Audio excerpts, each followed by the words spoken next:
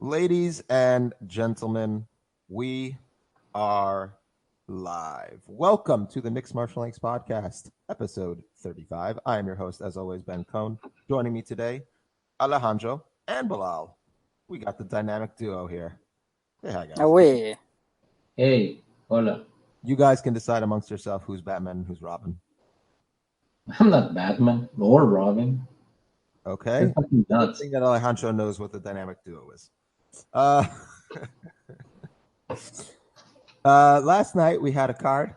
Bellator had a card as well, and not really gonna talk too much about Bellator. A couple things of note is Julia Budd retained her featherweight championship, defeating Olga Rubin first round. She kicked her ass. sternums. No, she kicked her sternums so hard. Oh yeah, it sounds bad.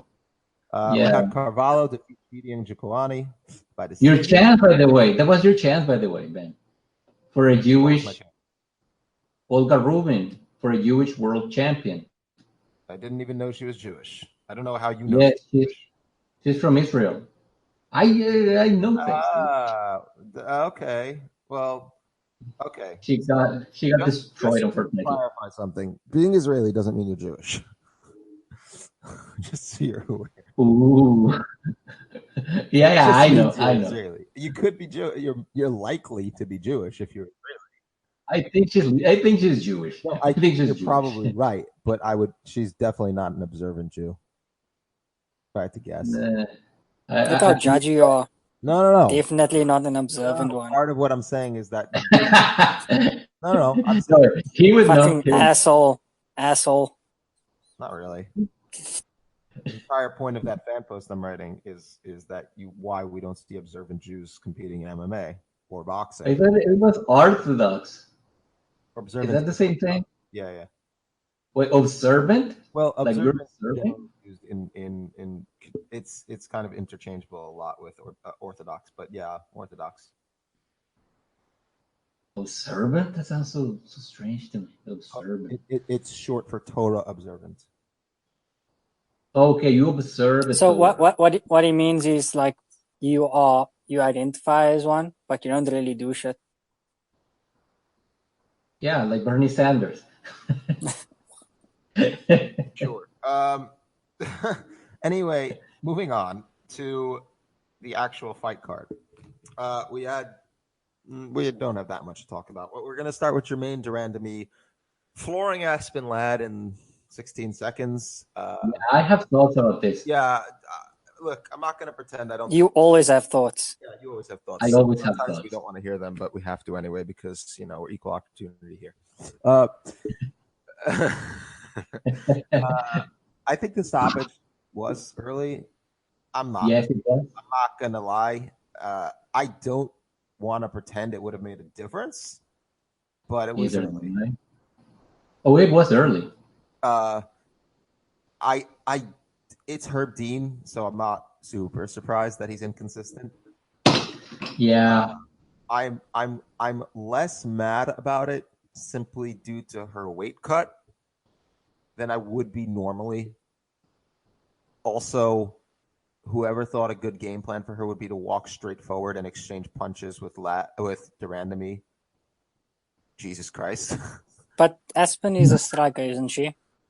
No, but you can. No, it doesn't matter. I don't know. When I think of her, all I think of is that kind of left, right, head, bolt on center. Right. Yeah. She's a really good ground fighter. She strikes like a Tekken character. Okay, she strikes like a character from Tekken. Left, right, and that's what she does. And about exactly as stiffly as it looked in the earlier games. Well, I wouldn't know about that.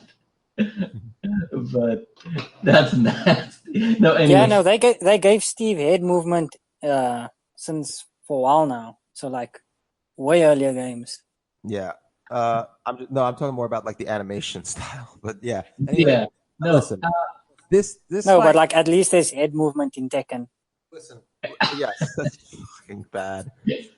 Look, I mean, it was a short fight. There's really like Aspen Ladd. It was one punch. One punch woman.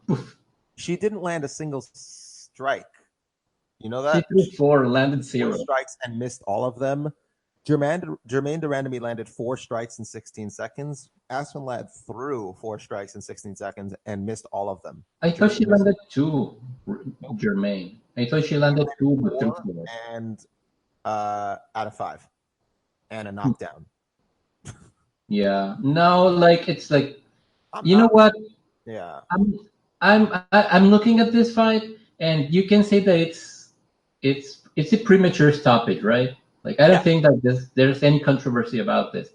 The only issue that I had are people complaining about it, as if we don't know who we're dealing with, because I think that we can all agree that at least for a while now, Herb Dean has been having some crummy performances. Like he's been very uneven. So here's what happens: either you get a premature stoppage or you get fucking murdered. So flip a coin. Which one was going to be this one? I very much prefer the premature stoppage, especially considering like Aspen Ladd. Yeah, absolutely. If we're talking about stoppage versus endless life-altering damage. Yeah, especially it's fucking Germaine de Randamie. Like you don't want your, dried up racing brain receiving that kind of damage from that type of woman. Yeah, like she's one of the few people in the division who actually has good mechanics in the strikes. Like it looks fucking pretty when she jabs and follows it up with a strike. Like really good. It's also super super wonky that for whatever reason that just weird shit keeps happening around the Randamie. First with the Holy Home fight, then it was okay with the Pennington fight, but it was kind of an easy one for her. Then here she just gets an early stoppage and people just start booing her. I think she should go full heel and be like, "Fuck you all!" Like I'm better than you. I don't have a problem with GDR. Like in the home fight, I think it was mostly because people liked home because they were both still throwing when the bell rang. It just said GDR connected. I know. Also, she's police officer, so she's not gonna be like talking shit to people and shit. She isn't even a full-time fighter. Isn't that crazy? Yeah, she's a police officer, right? Yep. She's from the Netherlands, isn't she? Yep. Okay, that makes sense. Like plenty of good striking gyms over there. Except, of course, wherever Stefan Straub comes out of. But mostly. Oh, my poor Stefan Straub. He retired, right? I'm not sure. It's MMA. They could... What? What did he ask? I think he asked if Straub retired. Yeah. Oh, I'm not sure. It's MMA, so like you can either say you're thinking about it and not retire and then come back like a month later. Yeah, retiring is bullshit. Or retire and come back a year later. Exactly. Yeah, but three options. I mean, Tito Ortiz is coming back again, so. I know. I don't want to hear about that. Also, before we go on, I just want to mention Ed Ruth defeated Kichi Kunimoto, and Leslie Smith got a win in her return. Congrats. Pushing, sign your cards, Project Spearhead, all that. And AJ Agazarm also won his first win in the cage. But wait, can we talk maybe about just the finishing sequence when she actually dropped Ladd before we move on? Yeah, because I really liked that fadeaway jab she used to kind of disrupt Ladd at range. And then the immediate follow up with a 1-2. I like how she pulled Ladd's hand away. Yeah. I don't know if you noticed that. She yes, I noticed. Tapped Aspen's hand away from her face and then landed the straight right. Yeah, no, I'm talking about the sequence starting from just before that. Because Ladd was pressuring and she kind of threw a jab just to disrupt the distance while she faded back. Yeah. And then followed up with that combination. And like Ladd did not see it coming. She was like, "Oh, you walking out of range," and then pop. Right. Over. No, I get it. Yeah, there's not much to talk about, but there's in that one sequence, it just showed just how good of a striker Germaine is. Honestly. Yeah. I mean, I'd like to make his GDR Nunez a rematch. No, but that's not gonna happen. It's not because I think that Nunez is supposed to be scheduled to fight. Yeah, she's likely fighting the winner of Aldana Pennington. If Aldana wins, she's likely fighting Aldana. No, she's not fighting Pennington. You crazy? No. If Aldana wins, she's fighting Aldana. Why do you say Pennington that? wins, I don't know who. Why do you say that? Hold on. Why? Because who else is there to fight in there? GDR. Holy Holm? GDR. What are you talking about?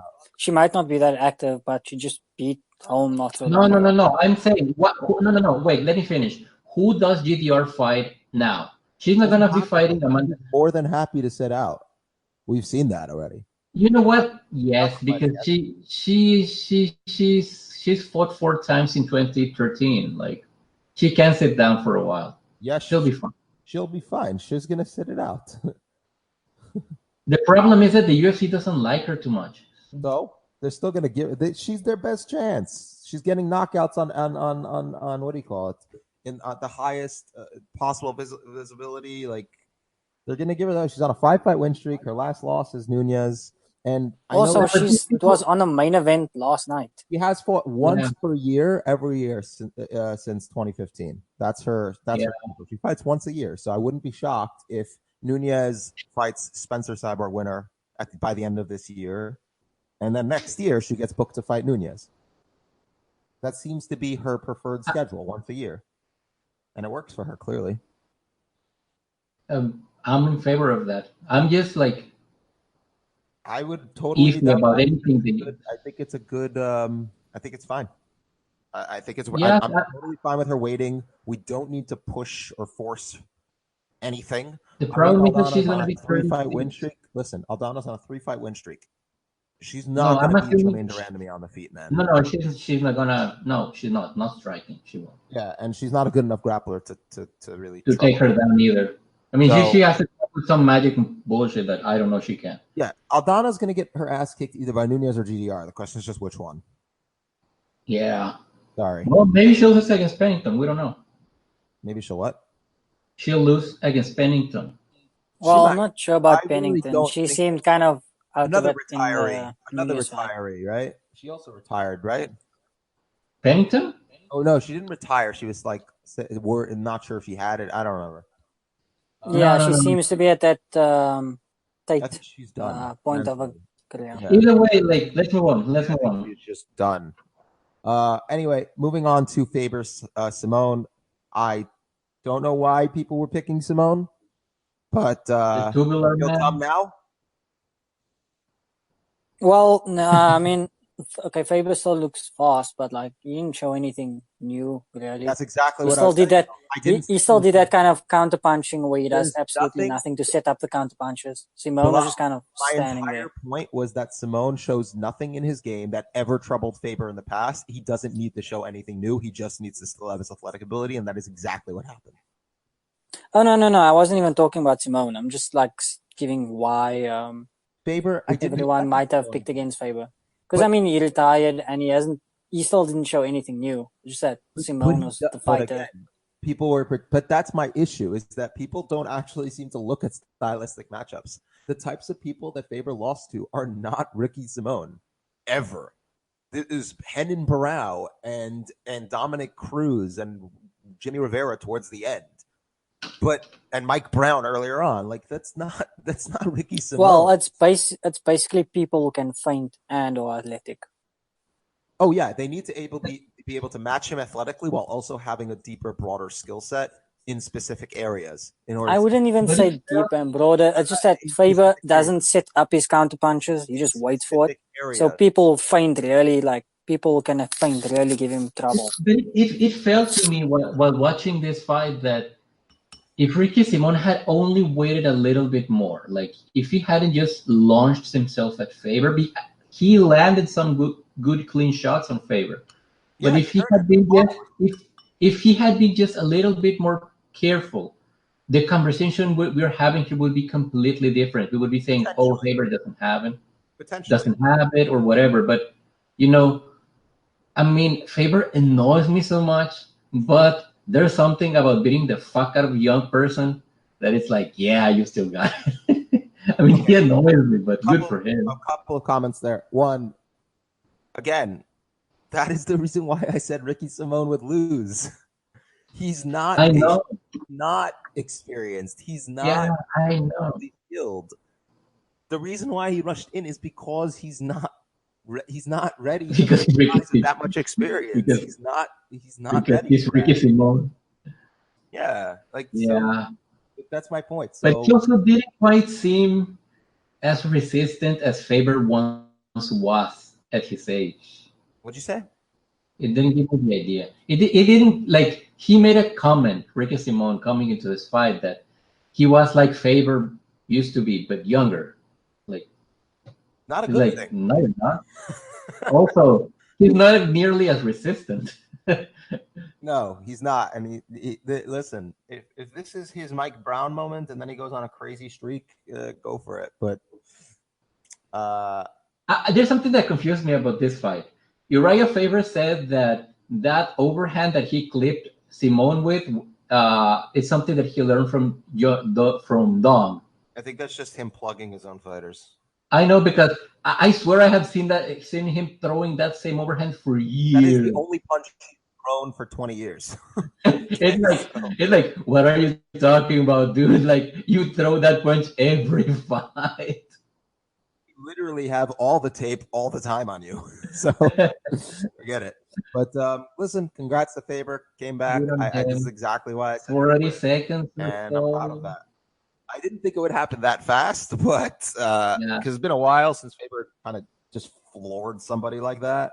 Yeah, like Jordan said, Michael Jordan said, "Fucking his last KO." Oh God, 2006. Yeah, okay, so I know he's dropped people since then, like a couple people. Yeah, but his actual TKO was like 2006. Yeah, he doesn't do that. But yeah, But good for him, did anyone notice that the Contender Series guys usually get fast tracked way too quickly?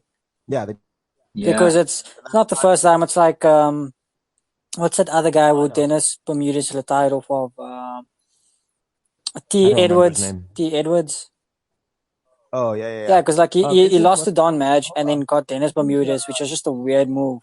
Unless they were Dan Ige, the Contender Series guy. Might be. Yeah, I think he was. Yeah, he's not getting faster. No. They usually start them off with like they usually start them off with a test, but they fast track them up after a few fights. It seems. Oh yeah, that seems to be the thing, especially if they keep winning. Like Kevin Holland, the most beautiful thing in MMA today.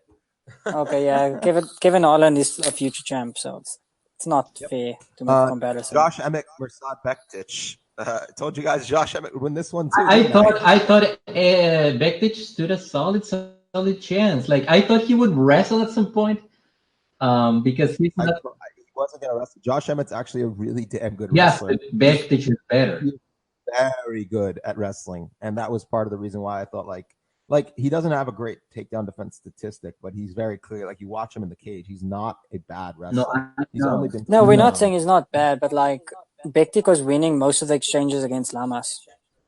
Yeah, Bektic is a really good wrestler. He's just I don't know what. Yeah, but the difference, but the problem is that Bektic Lamas is an opportunist type striker. He's not, if you don't give him the opportunity to pounce on something, he's not usually going to be able to land clean strikes for the most part. He's a decent striker, but nothing crazy, right? Emmett was pretty much going clip for clip with Lamas and then fucking ruined him. Stevens, right? Like, he was doing really well against Jeremy and then got knocked out. Michael Johnson was a closer fight than I think people remember. Alejandro, didn't we have it like arguably in favor of Emmett before the knockout? I wasn't sure. I thought that the fight was close. Like, much closer than we're saying. What? I think we both agreed it was much closer than. Oh yeah. Well, no, but not because the commentary was like was really like unkind to Emmett. Yes, because they like the things that look technical. Yeah, I mean, I don't even know what these people mean by that anymore. Nothing. It's basically technical means that you don't pressure. Or are you moving a lot? Yeah. If you move a lot, you're technical. See Gustafsson, Alexander. Can we talk a bit about like Bektic needing to take a step down? Because it feels kind of like he's in a early career Edson Barboza and now career Kevin Lee phase. We just get fucking, he'll like eat a shot flush and it'll do nothing. Then he'll just get fucking surprised by a random ass punch without a lot of power on. 2014. Yeah, but he wasn't that active. He had a lot of injuries. Yes, he did. He was kind of taken up by injuries for a while. But like, I mean, we've seen the same things in his earlier fights also. He'll get surprised and get hurt off of that there, but when he's actually inside exchanges and taking shots, he eats it just fine. It seems to be more of like just a comfort thing. It's on his. Like I'm not saying he has like an iron chin, but like it seems to be mostly a comfort thing. I would be okay with that. The problem is that he doesn't. For all the steps he's taken to be better on the feet, would you really say that he's a good striker? I mean, he's potent. No, he's good, but he's not elite. Potent. No, it's not. That's what I'm saying. He's not comfortable doing it. It's like he doesn't like want to like at lightweight. Like at lightweight, I don't think Kevin Lee had a bad chin. I mean, he ate a flash Barboza spinning wheel kick, and not a lot of people love after that. Yeah, so it's not the worst, but like he'll get dropped by a jab, which also says something. And that's usually just comfort on the feet because they just aren't ready for it, and it just clocks them. And we should also note Emmett hits hard as fuck at featherweight. Yes, he does. That dude is a powerful striker at featherweight. Yeah. Yeah. But that's kind of why I want to see him take a slight step down and just kind of take a bunch more than a slight step down. No, not necessarily gimme fights, but just against athletes. What do you call it? The problem. Aljamain Sterling had a similar problem, although he didn't face that many power punches. And when he finally got to a power puncher, he seemed a lot more comfortable. Because if you remember, I mean like Aljamain Sterling against Caraway, right? You could see he was not comfortable at all, and Caraway is not exactly a power puncher. No. And yeah, but in his recent fights, you can see he's developed a lot more comfort on the feet, just because he was, having a. Yeah, exactly. He was getting fights which he should be able to win, but that would still provide a test. Look, the problem I have is that Bektic is with TriStar. I'm not sure that is working for him. You know what? I take it back. What they've done with OAM, Aubin Mercier, gives me hope. Because if you remember, Aubin Mercier used to have like good individual skills on the feet, but kind of didn't like being on the feet and wasn't comfortable, so he would get like cowed. And now he's like getting engaged in these crazy wars. Not a good thing, but I'm saying that the comfort level we've seen from Olivier Aubin Mercier from where he started to now on the feet gives me hope that maybe if Mirsad is given the right matchups and the right amount of time and he's still at TriStar, maybe within a couple of fights to a year, maybe or so, he might develop a lot more comfort in those exchanges. But here's the thing. I was gonna say that TriStar can definitely do that, but they usually take a bit of time. But they kind of like Henry Hooft in that they won't get you ready extremely quickly like an AKA would, but they build you up slowly really well. Yeah, but he needs time. I know we like to shit on Hooft, but he's actually become a pretty damn good coach, hasn't he? Yeah, no, I quite like the fighters coming out of Hooft. It's just that he usually needs time with them before they properly develop.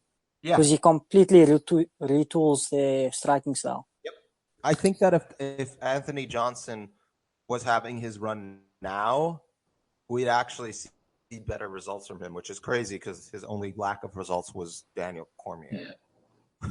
But the thing with Bektic is that I'm gonna be like Debbie Downer here, but I'm not sure that working with TriStar is what he needs, because TriStar doesn't. These guys don't have necessarily good defense in their kickboxing. Like, true. They just don't.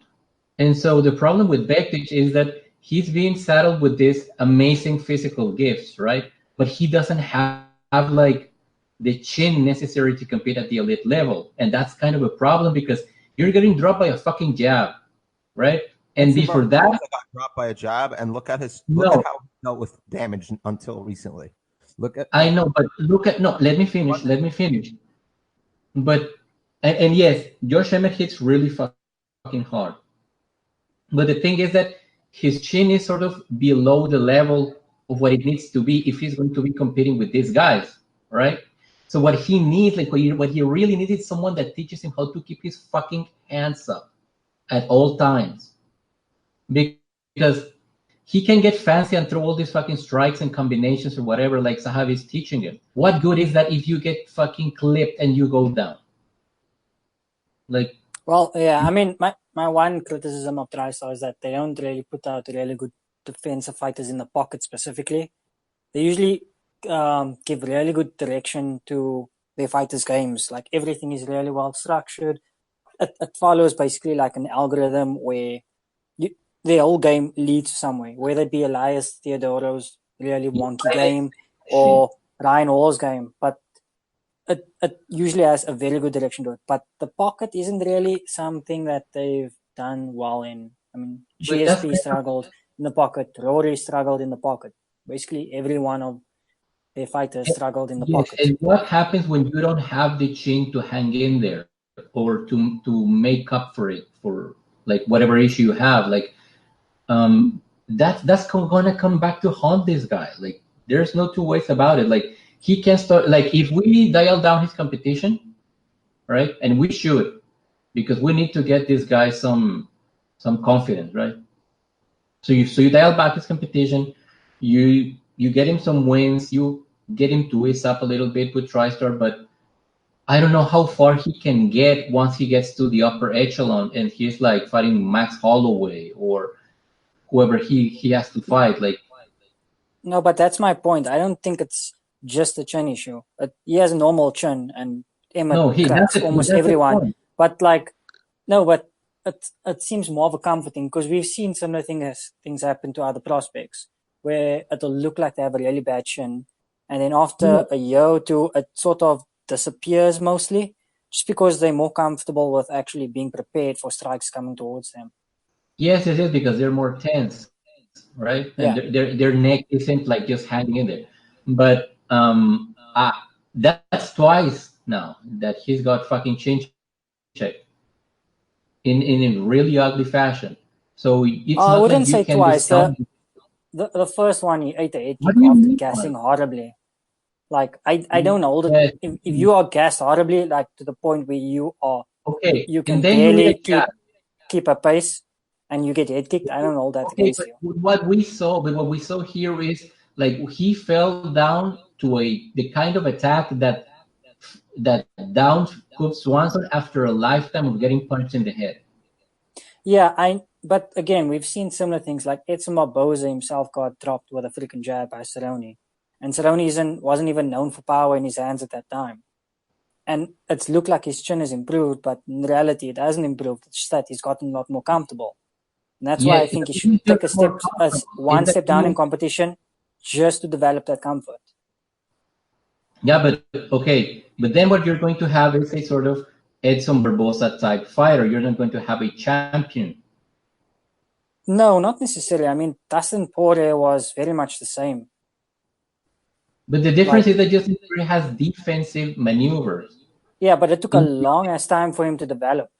Most systems have that problem, though. Most MMA systems actually have that problem. I mean, it's very rare for fighters to have super technical or high level defensive capabilities that's organic as well as learned. How old is MMA in particular has that issue. Mirsad Bektic is 28 years old. He's fighting a featherweight. Right, but what I'm saying but there's still enough time. Striking is a little different than jiu-jitsu in the way that when you're learning jiu-jitsu, when you're learning jiu-jitsu or grappling, a lot of the offense and defense is kind of the same thing. And what I mean by that is when you're learning to pass, you're also taught immediately how to stop the pass. Like it's part of the class. Specifically, defense. Part of the reason why is because you're taught how to throw a punch, and then you're taught how to throw a kick, and then you're taught how to throw multiple punches, and then they're like, okay, so this is how you do defense. Like it's kind of taught separately. No, I mean, in my experience, a lot of striking places they teach it like as a separate individual thing, and most people are going to gravitate towards I need to learn how to throw a punch before I need to learn how to slip, duck, dive, and bob and weave and everything like that. But in grappling, when you're learning how to grapple, it's kind of all just intermingled. Yeah, but I think that's just because of pass. Learn how to shoot a takedown, then pass, and then submit without also learning how to sprawl, how to stop the pass and recover guard, and how to stop the armbar. Like, but I think that's just inherent to the differences between striking and grappling. Right. That was because like in striking, the point is to land. Okay, in both cases, the point is to land offense. But in grappling, you can't really. If someone has initiative, you first have to be defensive before you can do anything offensively. Correct. Because like if they take you down, you can try jumping a guillotine, but most of the time it'll fail. For example. Correct. So you need to learn how to defend it and then get your own offense off. With striking, it's like, okay, if you hit me, I can just hit you back, and then you equal. So the dynamic is very different, especially when you're first learning. Yeah.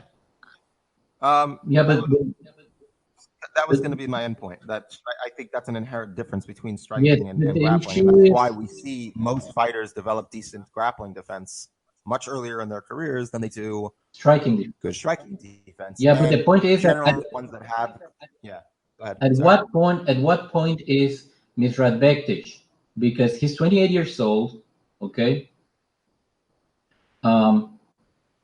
We're making certain assumptions here that his chin is fine. There's not a problem there. Like it's a problem. I don't think his chin is good. I'm just saying, like, he's not getting knocked out by the big punches of Emmett. So he ate flush overhands from Emmett and didn't flinch. That's why we're more thinking this is like a Barboza Cerrone situation as opposed to. But my point, yes, but let me finish. You guys have spoken quite a bit. Let me finish this. So what the thing is that you're going to get a sort of Edson Barboza type fighter that gets as far as Edson Barboza did. That's my point. Like the issue with Mirsad Bektic is that people saw in him a potential world champion and a guy that could have had a potentially long reign. I'm sorry, but what we're getting now is this kind of at most Edson Barboza type fighter. So well, no, but hold on. I would. We're using Edson Barboza in this example. Bilal, I do want to point out one thing. 1 second. Yeah. Barboza had his moments with this stuff a lot earlier in his career, though. That's a big difference also. Barboza was only 5 years into his career when he faced Cerrone. Mirsad Bektic has been fighting since 2011. And that is an important thing to note. He's been fighting for 8 years already, closing in on 9. He doesn't have as much time as Barboza had. That is something I do want to point out, especially with his injuries. Argument. And we have seen fighters burn out when they start younger. Yeah. Yes, no. I don't disagree with that. What I was disagreeing with was the assertion that not all fighters get past that stage, because we've seen with a few fighters getting past that. I mean, Woodley relatively early. Yeah. I mentioned Poirier earlier, but like Woodley had the same trouble against Nate Marquardt also. When everyone was like, how old was Woodley? How old was Woodley then? What? When he lost to Marquardt, how old was he? He was young. I mean, he started a little later, I think. I'm not disagreeing that Bektic will have limited time, because fighters usually start declining after 33 years old or so. I would also disagree with the statement that he's not the same as Barboza, because Barboza is a striker, not a grappler. He doesn't have that secondary skill set to work with, and so that forced him to develop much quicker on the feet too. If Bektic can also learn use his wrestling more because he seems to be forcing himself to stand on the feet a lot. Yeah, and I really No, I actually like that he's standing on the feet more, because if he just uses his wrestling, he might not develop the striking skills. No, but he needs to be able to skills in no, the gym, no. Exactly, you don't develop those in a fight like that. That's not what. That's not the place to learn. Who can knock you out with a jab? Apparently, don't fucking stand on the feet with him if you feel confident that you can use your wrestling. I think the general maxim should be that the cage is not the place to learn. It's in the gym. 100%. I'm with Alejandro 100%. And no, but the cage is normally where you develop your confidence. That's why you need to balance it. Develop your confidence when you're actually confident. Yes and no. Don't develop it when you're not sure. And Bektic definitely did not look sure that he was going to win that all those striking exchanges. Well, he always looks wound up, right? But the thing with Bektic is that, again, like, I think he needs a new striking coach. But I don't know how Firas looks at that sort of thing, because you could use a Jason Perillo. Yeah, like someone that will have him like always keeping his hands up. Like, don't fucking lower those things. Yeah. First that, like, maybe not. No, Jason Perillo is good with that. Okay, we're gonna move on. Let's briefly discuss any other fights that we want to talk about. First of all, wait. I just want to mention something. When we were having our little commentary about the fight, I want to mention that I was saying I don't like where this is going. The fight that I wanted Bektic to wrestle because I didn't want him to get KO'd. And Bilal starts telling me it just happened one time. He's not cheating. Bam! Then he gets dropped. Yep. So shame on you, Bilal. Yeah, but like in my defense, he's only showed durability issues in that one fight when he was gassed. He was outstruck almost 3-1. Oh, he was outstruck 3-1. It's not like Bektic was just knocked down after winning the striking exchanges. Emmett was outstriking him cleanly. Sorry. Yep. Like, that's why when you said, like, I think Bektic is the better fighter, technically, I was like, eh. No, I mean, in general sense, in the general sense. I'm not sure I agree with that either, but whatever. Moving on. Real quick, Andre Fili. Love the dude. Pretty good. Really exciting fighter. Always comes with, like, just brings fun fights. Really seems to be coming into his own as a fighter.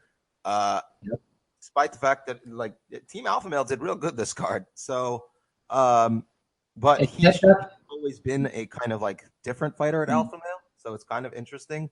Yeah, because is it just me? Is it just me, or Team Alpha Male making better strikers than they are wrestlers? Well, I think Andre Fili was always a striker, or like with that mindset. No, but I mean like Gobble, and Fili, and there's a few others. You don't really see high-level wrestling prospects come out of the camp anymore. I would say Garble might actually be a better wrestler than he is a striker. We just don't know it because he doesn't use the fucking wrestling. No, the thing with Garble is that he has like fucking, he has great eyes and he can see most everything thrown his way, and so he has started. Except when he's throwing a right hook. No, yes, wait. He's developed like this crutch around this one thing that he does very well, and so he hasn't like explored the other things that he can do well. It's also your posture in exchanges. It's also your posture in exchanges. That too. When we've seen him done really well is when there's just a bit of distance in between, so he has the opponent in full view of himself. Yeah. When he gets clocked is when he's in the pocket spamming right hooks. We're not talking about Garble now. Fuck you. We spent a ton of time talking about Garble, and we're not going to talk about Garble now. Andre Fili. No, this is. He's won 4 out of his last 5, and he's looked better and better as time has gone on. And I really wish, I hope he gets a top 15 next. I feel like he deserves it, honestly. I really do. The dude's really, and to show that kind of power finishing Shaman Raj, I love. What? Isn't he already in the top 15? I don't think so. He wasn't for this fight. Oh wow!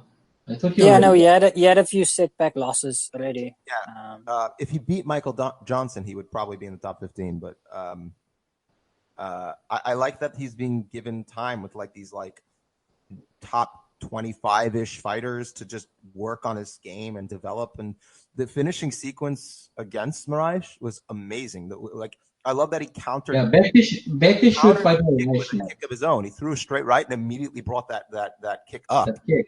Yeah. And it was beautiful. He took 2 kicks, and he noticed that Moraes, when he was throwing his kicks, he was kind of standing in front of him. He wasn't actually. He would kind of like land the shot and then just stay there. So, yeah, but that's kind of his style, though. Right. So while the kicks were really hard, he doesn't leave. And no, but that's kind of Moraes' style. Like, he just plants himself. Correct. He plants. Yeah, he's really like the worst Moraes. Yeah. So he plants brutal shots, and most people will back away. Fili, A, doesn't really have to because he's got a huge amount of range on Moraes, and B, like, he noticed this. So if Moraes isn't in range to hit him, he is definitely in range to hit Moraes. So he just needed to eat those shots to the body, unfortunately, which probably did not feel good. I don't think that was his plan, though. No, I think it was an adjustment in the cage because he was backing off earlier. Before that, he was moving. I think he was limping at the end. Yeah, he ate some hard leg kicks. So that's what I'm saying. Yeah. I was saying that I think in cage he adjusted because he noticed that Moraes wasn't moving. He just stood there after landing his shots. So it was an adjustment. Freaked out when you say that he adjusted. Honestly, I freaked out when you say that he adjusted to him not moving because that's kind of really evident on just watching tape on him. Well, I don't think Team Alpha Male is actually not known for their tape watching skills. Yeah, that's why it scares me. But that's what I'm saying. It's good that he can adjust because he's not going to get the information before the fight. Yeah, and that's a good example of someone being comfortable in firefights and using it to their advantage. Unlike Bektic, who was like, "Oh my god, what the fuck, a jab." No, Fili used to like have issues and being in a firefight because he would just kind of like exchange without really rhyme or reason, and now he seems to actually have a reason for when he initiates and closes exchanges, and I really like what I'm seeing from him. He's showing more power in his shots too, like more stopping power.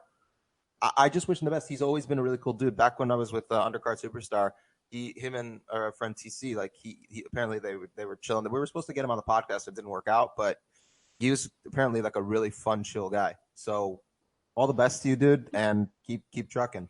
Hopefully you get a top 15 next. Ryan Hall, Darren Elkins. That was fun. Yes. Yes. K1 Hall. Couple things. One, yes. Ryan, okay. Those were clean spinning kicks that landed on Elkins' chin. And he fucking ate them. He went down a couple of times. Ryan Hall, I love that when like they're like, oh, he doesn't really throw hands, and then he drops Elkins with a left hand. Ryan Hall looked like someone who was mad that they burnt their muffins in the oven. Like, I was having a brief conversation with Bilal, and I said like that Ryan Hall looks like a drunk / high Jair Rodriguez. Yes, that's kind of how it was. And it's really funny because he suddenly starts throwing these pinpoint kicks, but they're not normal kicks. They are spinning kicks, and he doesn't do anything but throw spinning kicks. And then when you're saying this man cannot throw hands, well, he kind of can't because he doesn't have a 1-2. He just has like this straight cross that drops Elkins. And then when he wants to use like footwork to move, he just runs. Fuck it, I'm just gonna run. That was amazing. He is the more evolved Elias Theodorou. Yeah, like the ultimate form. He does works because his spinning shit kind of brings him out of range of return fire a lot. At least but he can counter that with just flopping to the ground and be like, "Ooh, I'm really good at this." Exactly. When you come forward, he will literally just flop to the ground. It's gonna take somebody who's willing to go to the ground with him to beat him. Honestly, at least. Yeah, no, we were talking about that. So like the spinning kicks keeps everything at range, and then when you try to step into the pocket, he just drops to the ground and rolls for your legs. Yep. And then when you try to explode into the pocket, he just shoots at straight right. Yep. It's like it meshes really well. But like, what the fuck do? You either need to kick with him or grapple with him, one or the other. So he's gonna need to fight someone who could just fuck him up at range, or someone who's willing to grapple with him. And it is featherweight, so he's gonna find someone up there soon. Like, okay, you know what? I want to see this guy fight Mirsad Bektic. Gets into a fight with fucking like, I don't know, Zabit. No, Michael Johnson. No, if he gets into a fight with Moicano or Cater, ooh. No, I was thinking Zabit because Zabit is kind of at that nexus point of will grapple with you and will throw spinning shit with you. Zabit is so much larger though. No, I don't think that's a good idea. No, Zabit is way larger. Why do you want him fighting Zabit? Way too much. He doesn't need that. Like, even Arnold Allen might be an interesting fight. Yeah, but doesn't Allen train at Rysal also? Same with Bektic. Yeah. Oh, right. Fuck. Ricardo Lamas. Lamas would be interesting because he's a very willing grappler. Yeah. But he'll probably no, Hall will spinning kick knockout. Or maybe not. He'll actually knock out Lamas with a spin kick. Yeah, okay. So it happens. So what? I don't want to see Lamas go out like that. Neither do I, but you kind of have to. I'd rather see Lamas fight somebody he could win, and then I don't know. I feel like the fight's too dangerous. But yeah, props Ryan Hall, good dude.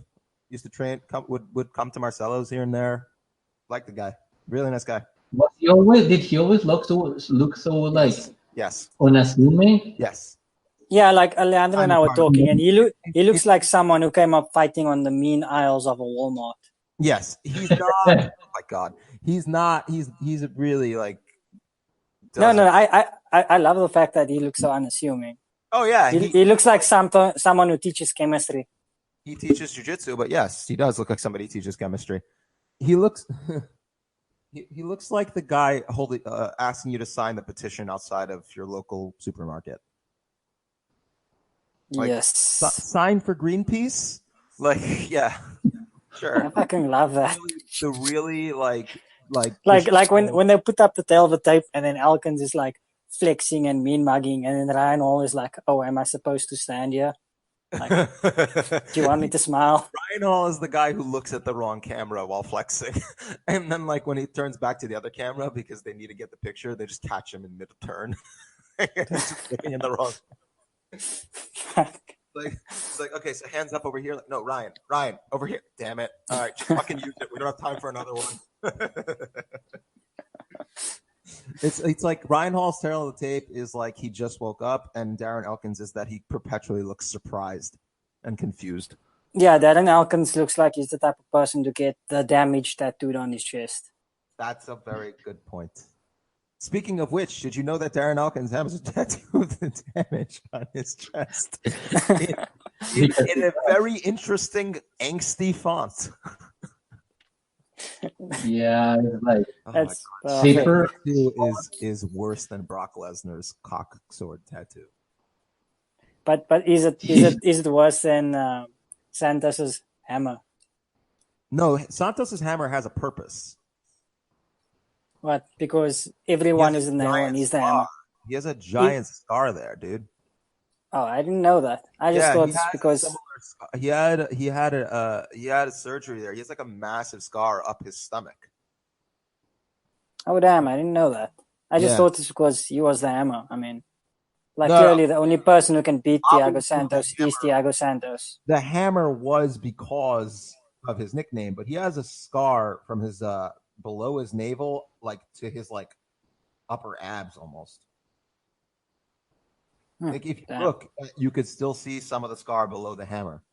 Like right. I wonder what gave it to him. I don't know why he has it. I forgot, honestly. I'm sure it's on. Yeah, I'm sure you can find out why. Anyway, moving on. Any other? Wait, did you know that Thiago Santos fought at at heavyweight before?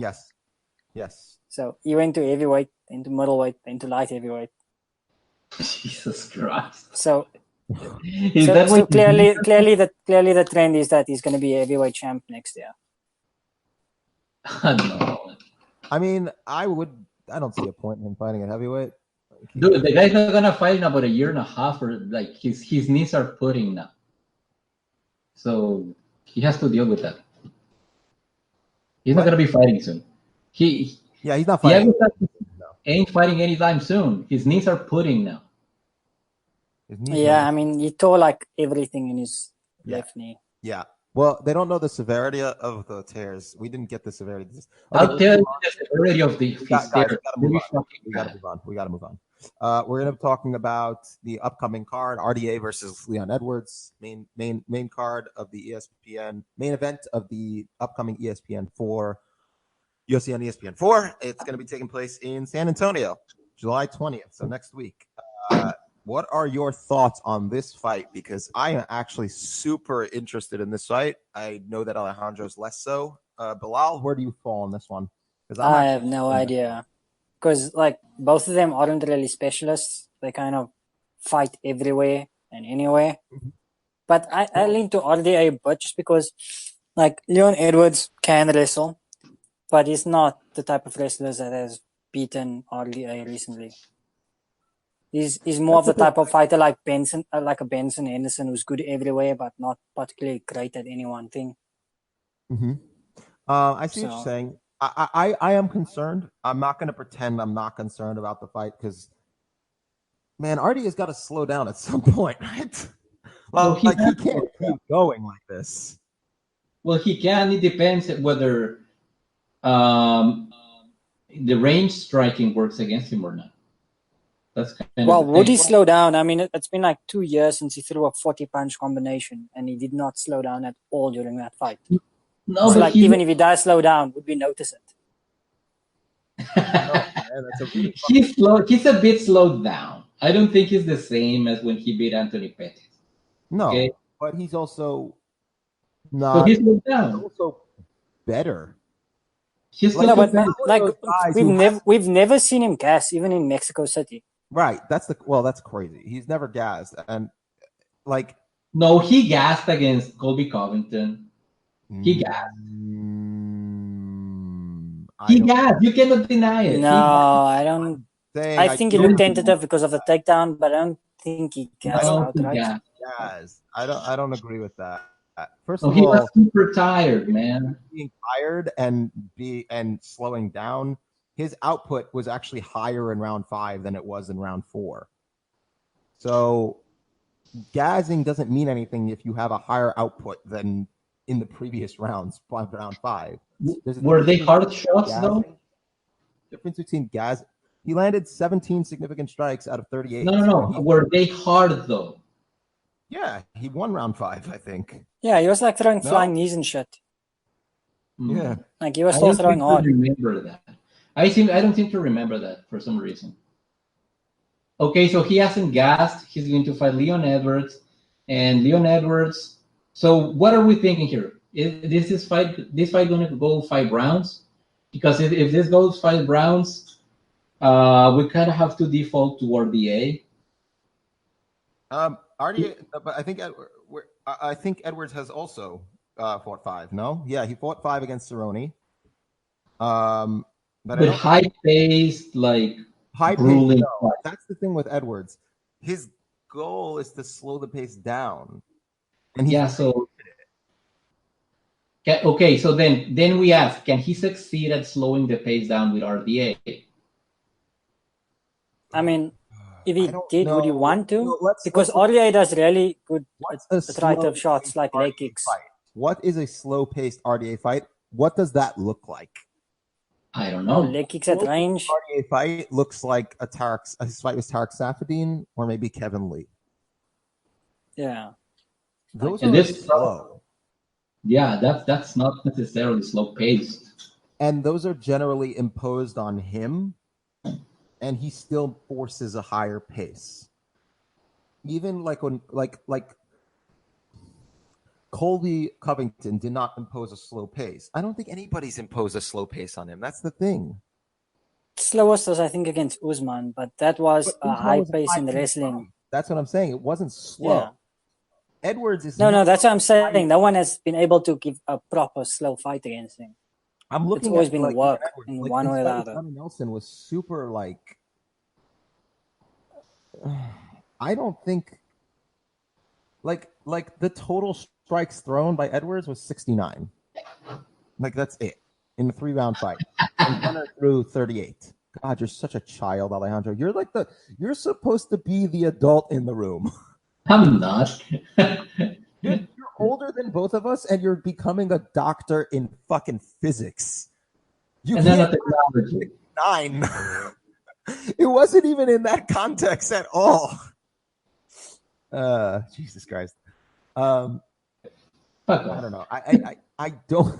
Jesus Christ. Fucking child. Okay, we're looking at like pace and stuff like that. On the feet, what does Edwards like to do? What does RDA like to do? We know what RDA is a known commodity. We know what he likes to do. He prefers to pressure, but he could fight off the back foot even if he's a little bit less comfortable. He's going to throw lots in combination, kicks, punches. He has really good combination and pocket boxing. He is really good at rolling with punches, so he doesn't take them very cleanly. His kicks are fucking ridiculously hard. He's basically good at everything.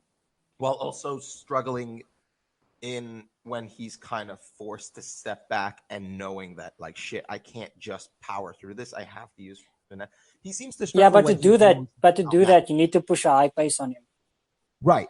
And Edwards doesn't do that. But what does Edwards do on the feet that could trouble him? What's his range? He's 5. It's a 5'8" guy. His range, and he can counter reasonably well. He can counter reasonably well. He is a southpaw. I think that RDA hasn't really struggled with southpaws though. Right. Robbie Lawler is orthodox, actually. Covington is, I think, a southpaw, or is he? When was the last time RDA faced the southpaw? Ferguson fights. No, Anthony Pettis switches stances. Ferguson also. Ferguson switches stances, but I think he fought a lot of that out of. Safadine switches stances also. I don't think he's fought anybody who's a southpaw in years. Nate Diaz was his last southpaw. Yeah, but I didn't really struggle against him because the lead leg became even more open. I think that, but that's kind of where I was going. Like a slow pace against RDA, pretty much just makes me think punch leg kicks. Yeah, I don't know if Edwards has the depth of skill to beat RDA. Well, the one place I think he could give RDA fits is kind of in transitions, because RDA isn't really a great transitional fighter. But Edwards is decent at it.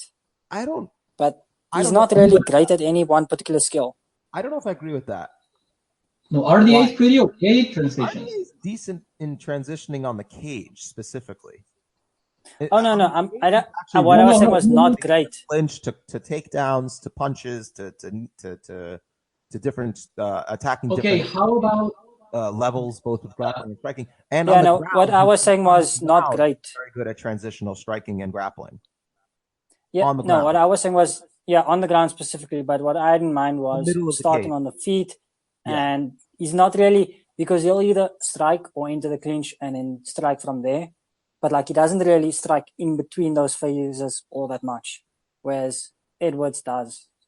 I see what you're saying. I think it's more like in open cage fighting, he doesn't transition a lot. Yeah, exactly. But that's also because RDA's most comfortable on the fence. Yeah. But and Edwards is not willing to usually accept a fight where he's not comfortable. So like I don't think RDA is just going to be. I'm not sure that's true. I'm not sure that is true. I think that Edwards is willing to accept some level of uncomfortability so long as he has some other. He has an idea where he wants to go. Like, do you remember how he dropped Gunnar Nelson? No. It was off.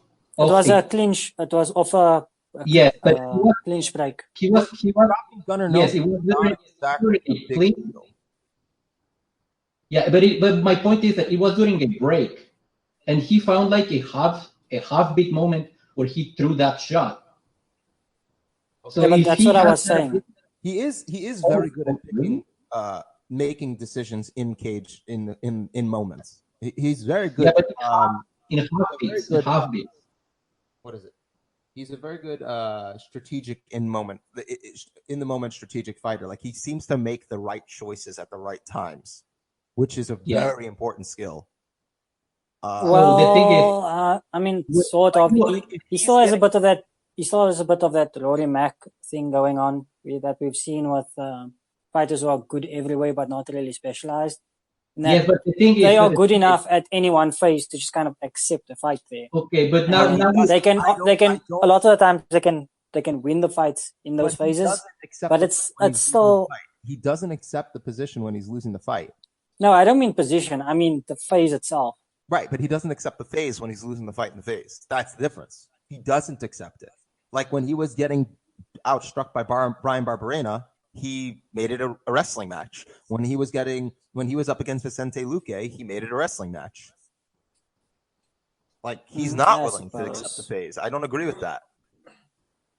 That's why, like, a lot of his most recent wins have been him using grappling because he wants to.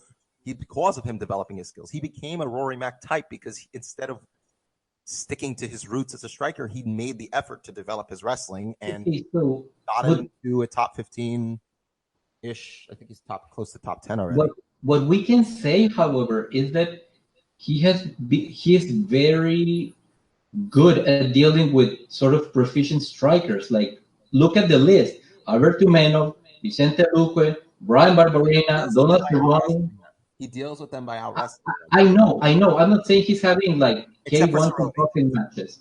Except for Cerrone. No, what I am saying is that against RDA, what will that approach look like, right? He will have difficulties, I believe, trying to submit him, but can he control him on the ground? Maybe he cannot. I mean, no one has really no one except Usman has controlled RDA on the ground. And it wasn't exactly clean control either. I genuinely don't. I just don't. But that's what I was saying about the transition. Okay, so then he has openings in transitions, but RDA is sort of more experienced everywhere else, especially the clinch and range, or kicking range. He's quite lanky after all. I think if you make picks at this point, I'm going with RDA by decision, honestly. Well, I'm leaning there also. Okay. Unless he finds some kind of like chink in the armor, like really quickly, and touches him, or finds consistent ways to touch him, like in between breaks or something like that. I think we have to sort of by default pick RDA. Yeah, I mean, like I mentioned, he could come up with something really specific at any point, or just actually push a pace and pressure RDA. Yeah, because if you're being that active, because if you're RDA and you're being that active, you are leaving a lot of openings by default. So the thing is, can he capitalize? Can Edwards capitalize on all these things that he's going to be seeing? Yeah, but that's very game plan dependent also, which makes me lean towards RDA because I prefer picking fighters who just have to do the stuff they normally do rather than come out with something super specific that they have to be on point for. Yeah, but the thing with Edwards is that he's kind of super specific in his approach to all the fights he has. If something doesn't work, he changes it. Yeah, and focus.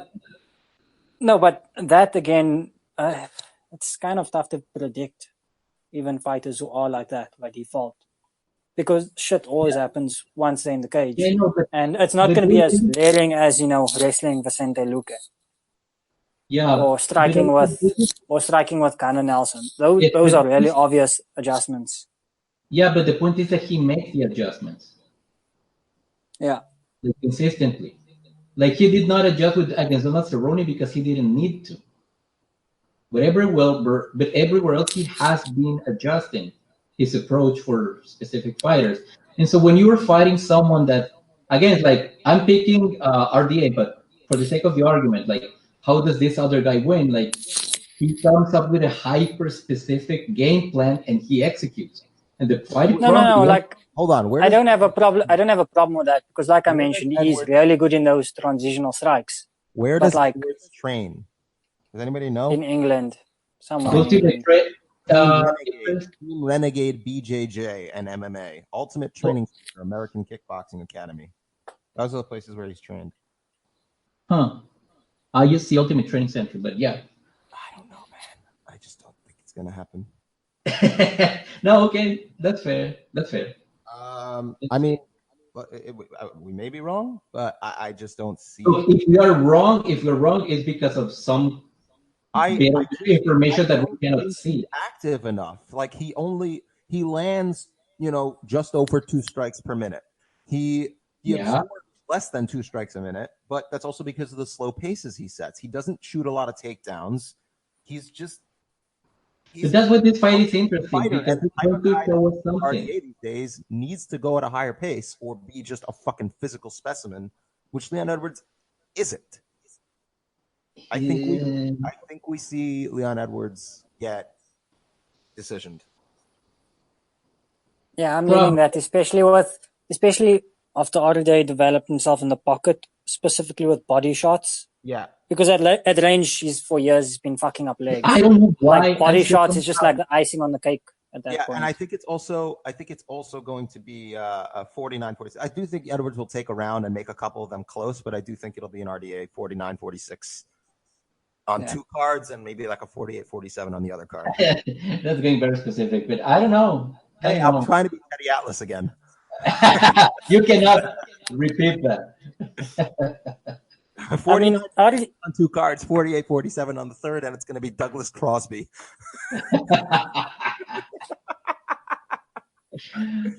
And imagine that it happens. You have magical powers then. But I don't think we spoke about also how RDA adjusts in fights, because he's done that against Lee and Covington. Like it takes him a while for him to pick up on adjustments, but he still does adjust. Yep. Let's move on. We don't have a lot of time left. Is there any fights in the card you want to discuss? We got Alexei Olenek versus Walt Harris. We got Juan Adams versus we got James Vick, who blocked me on Twitter, versus Dan Hooker. Oh, I hope Dan Hooker win. I'm perfectly okay with. I think Hooker will win. I mean, Vick is extremely tall and can use range well. But like, Hooker, when's the last time we've seen him? Historically struggles against guys who have range parity on him. Yep. Fuck. I was about to say, like, I can't remember the last time I've seen Vic face someone with range parity. But Vic doesn't have anybody with range parity. But Dan Hooker is also not the type of guy who's historically given James Vick issues. I'm thinking of think about how James Vick fucked up Joe Duffy, for example. What happened to Joe Duffy? Yeah, fuck. Let me put it always injured. Does Dan Hooker beat Paul Felder? I don't think so. Yeah, he's just not athletic enough. Yeah, and that's the problem. But I mean, Vic isn't that athletic either. He's just but he's also long. Like 6'3". He's literally Luke Rockhold dimensions at lightweight. Like think of the guys who Hooker beat in his little brief run at lightweight already. Ross Pearson, a short boxer who's not athletic. Mark Dykasay, a really athletic, not very technically deep at the time, wrestling grappler-ish guy. Jim Miller, okay, we know what he does, and Gilbert Burns, who again not going to have range parity with Dan Hooker. Also, I want to mention that was K1 Gilbert Burns, not ADCC Gilbert Burns. K1 Gilbert Burns looks amazing these days, so there's that. Well, I mean, ADCC Gilbert Burns looks even more amazing. That's true. And before that, he lost to Jason Knight. He lost to Yair Rodriguez. He lost to Jason Knight. Oh, fuck. Yeah, so that's what I'm saying. Like, granted, it was at featherweight, but still.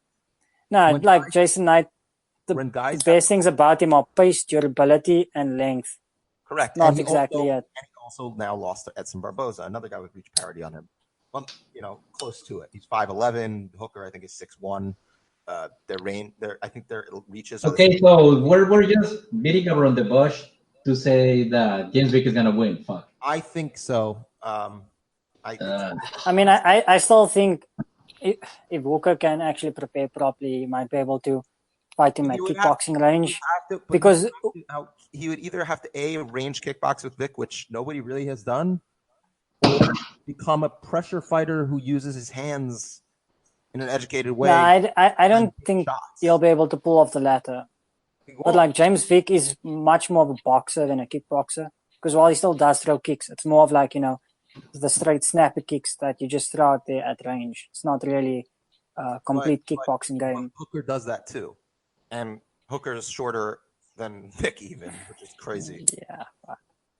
So I got to go with Vick by decision. I don't know. Unless Hooker's also totally fucked up from the Barboza fight. I think he's going to...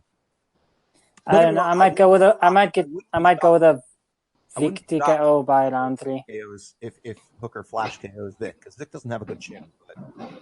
We can hope. Now, I might go with a Vick finish either by DOS choke or TKO in round 3. We're talking too much about this fight. Yes. Fuck you. Hernandez versus Trinaldo. Okay. This is another old man versus Alexander Hernandez, and did he learn his lesson? I like. No, I mean, like, okay, Trinaldo doesn't push a very high pace. Yes, he does. Hernandez does. Yes, he does. Trinaldo is a combination kickboxer, combination range kickboxer, who if you try and pressure him, he throws a high pace to keep you off him. If you just stay at range with him, he's 40 years old. Yeah. Does he? Like, I agree with the combination kickboxer thing. I really like that about his game, but I can't remember him pushing a high pace by default. But he's also a headhunter. Yeah. He doesn't really throw punches to the body, as far as I remember. He's also super dangerous on the ground. Like, he scalped Paul Felder. He's got a decent-ish ground game, I would say. Man, but he's not very. He's not the most. Old. Just say he's old. Like, we've seen him get kind of like wobbly kneed here and there. Okay, yeah. so well, a lot of his problems have been at range. Right, and Hernandez is definitely not a range guy. And yeah, no, that's why I don't. But I'm not sure who to pick here either. Anything. Well, we know very little about Hernandez other than he can push a high pace and he's a really good scrambler. Right, that's what I'm saying. We know so little. Like, yeah, but like let me put it this way: Francisco Trinaldo had a close round 1 with Evan Dunham. That was his last fight, and then he finished him. But man, no, I'm taking Hernandez. He's younger. That's it. That's all I need. I don't know. This one's got. We know nothing about him. Yeah, we really. Yeah, do. I mean, we'd have to go back to UFC fights. I want him to call him old man and see if he can win this time. I don't think he's gonna shit talk this time. Yeah, I don't think so. No, Cerrone give him also, a good. Ronaldo's not really. I don't know if he speaks English. I don't know. Yeah. So also, it's not like there's going to be a pressure about this one. So like Hernandez has been past round 1 like 4 times and 5 times or 6 times. I'm sorry.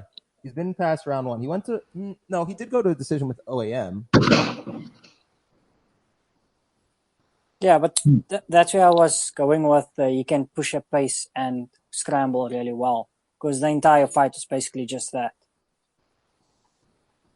against OAM. I think against OAM, yeah, he pushed a decently high pace. Okay, MMA math. OAM or this guy or Trinaldo. The problem with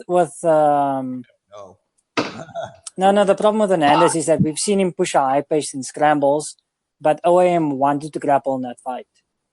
Whereas, Ronaldo's, if you stay at range, he's comfortable staying there. So, can Hernandez be comfortable and push a high pace at range? He's got to get old at some point, Ronaldo. We've been saying that since he started his UFC career. I know. Maybe this is the fight. He's a super young guy, so maybe this is the fight. I'm very tentatively going to pick Alexander Hernandez by decision. Very tentatively. Trinaldo looks like he's 87 years old, man. Okay, wait. Let's put it this way. Can Hernandez scramble as well as Kevin Lee? No. Then Ronaldo by decision probably, or finish on the ground. No, he has to get out at some point. I think we deal with he'll have an issue dealing with the grappling because he does have a problem with really high paced, aggressive grapplers. Yeah, but Hernandez doesn't really force it. Maybe that was before he got his ass kicked by Donald Cerrone. Maybe. Okay, you know what? I'm gonna side with the young guy here, even though I think Ronaldo can probably beat him. I'm like 51-49 on here. Yeah, but like if he actually does that and like learns from the Cerrone fight, I would pick him to win. But if he doesn't, then I have Ronaldo. Sometimes it all comes down to youth. Like I know we didn't discuss this fight, but did you guys even pay a little attention to the Cesar Ferreira versus Marvin Vettori fight? No. Yeah, that's a fight where if Ferreira was just a little, like, I don't know, 2 to 3 years younger, chances are he wins that fight. In all the openings, is not his youth or anything; it's his chin. It's been his chin for a long time. Yeah, I know, but let's assume that chin, and he's aware of it, which is why he fights the way he does. But it feels like he's like middleweight over him. I know, but if his reflexes were just a little better, he wouldn't have gotten caught by a bunch of those shots. And you can kind of see during that fight that it's a young guy fighting an older guy. And maybe that's what happens here. Guys, I still don't know. Shoulder injury, and he didn't train for like 2 months. Yeah. What? Well, apparently if it was on the left shoulder, it doesn't matter. It's not like he was going to throw a left hand. Mm-hmm. Simone handled the loss well. He just tweeted out, he's like, that's why he's a Hall of Famer. Congrats. So that's good. You do know now they're going to make Cejudo Faber, right? Oh, yeah, and I'm going to watch Cejudo fucking murders him. It's going to be hilarious. Yeah. Oh, I hope they do. Oh, well. Such is MMA. Yeah. Anyway, I think we're good, unless you guys want to briefly discuss. I think Olenek beats Harris. I think Juan Adams beats piece of shit. I think Ben Rothwell will finally be the one to knock out Andrei Arlovsky again. Alex beats Steven Peterson. I think Irina Donna beats Pennington. I think Sam Alvey beats Clison Abreu. I think I'm not sure about the Aldana fight, but wait, Sam Alvey is fighting. Yeah, he is. I think yes. Maya beats Modafferi. How can you not bring that up first? No, fuck you, Ben. I think Maya beats Modafferi again, even though we love Roxy. I don't know. Shit. No, Maya is a bit more complete. Yeah, and with Borg, going off. Bro. Get it for Little Borg. Has he won a fight since Little Borg? What? No, he's just empathizing with him because he has kids. I'm guessing Bilal doesn't know what's been going on with his kid. No, he has a heart of gold. Yeah, you should Google that shit afterwards. I'm feel bad. Really, really happy that things turned out okay. Yeah. So I will always forever root for this guy. Like, I really hope he just keeps winning, getting more money and shit like that. Yeah, that's been our episode. Thank you all so much. Please like, share, subscribe, all that shit. Buy my beef jerky. And yeah, I love you all. Except for except for you. You know who I'm talking about. You piece of shit. Yeah, fuck you, Alejandro. No. Well, fuck you, Alejandro. Don't put words in my mouth. The listener who I'm talking about knows exactly who I'm talking to. Go fuck yourself, you piece of shit. All right. I don't know who you're even talking about. Bye.